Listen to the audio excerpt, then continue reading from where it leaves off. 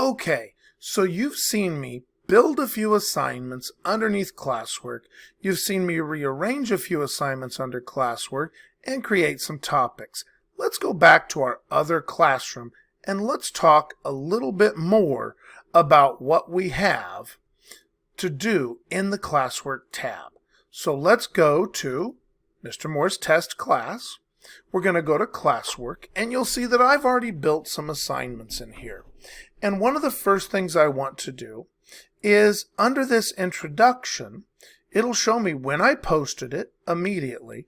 It'll show me how many are turned in and how many are assigned. Now, normally this number will be for however many students you assign it to individually or the entire class as a whole, and your goal is for this number, all of the students, to reach this number, all of the students to which you have it assigned. Again, they can reach it right through any link, or they can view the assignment directly.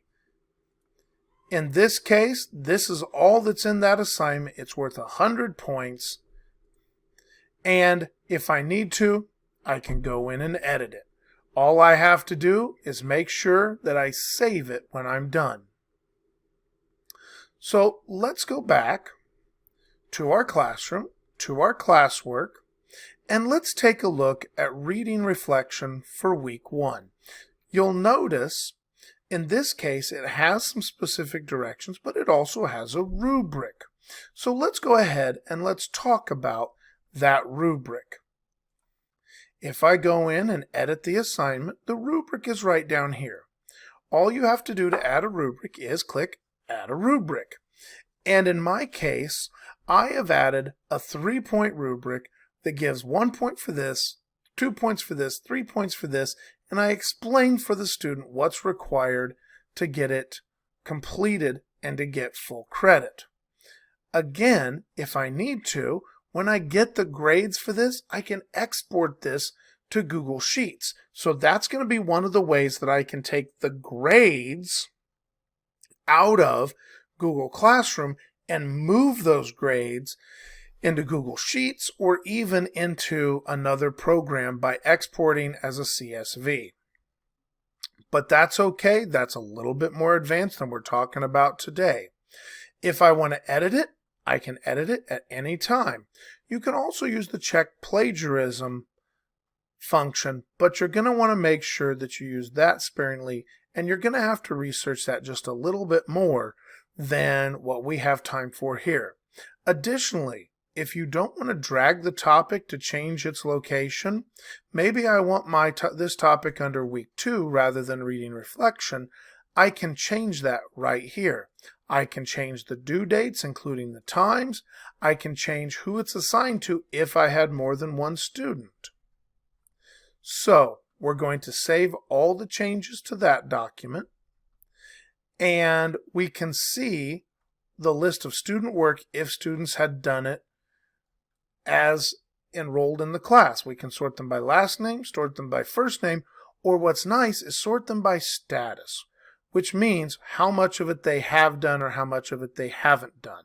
And again, you want to get those grades out, copy all grades to Google Sheets, and it'll create a Google Sheet for you. Now clearly this one's not going to have much in it because with no students and very few assignments, there's not much in here.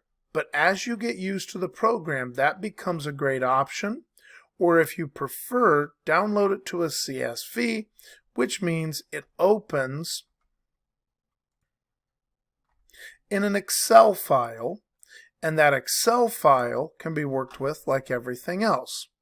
So, a couple different options for getting grades out. If you'll remember when we were in settings, we talked about how you may or may not want to use grades within Google Classroom.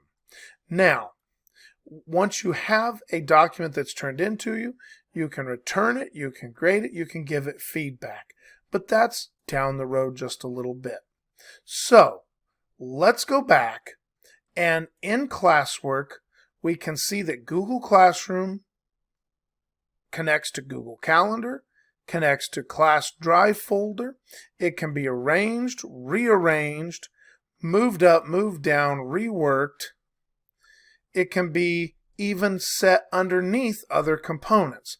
So in all of this, we have a way to frame everything we're doing in the classroom, and everything we put here will show up in our stream. So having gone through your classwork just a little bit more thoroughly, let's finish this discussion up in the next session.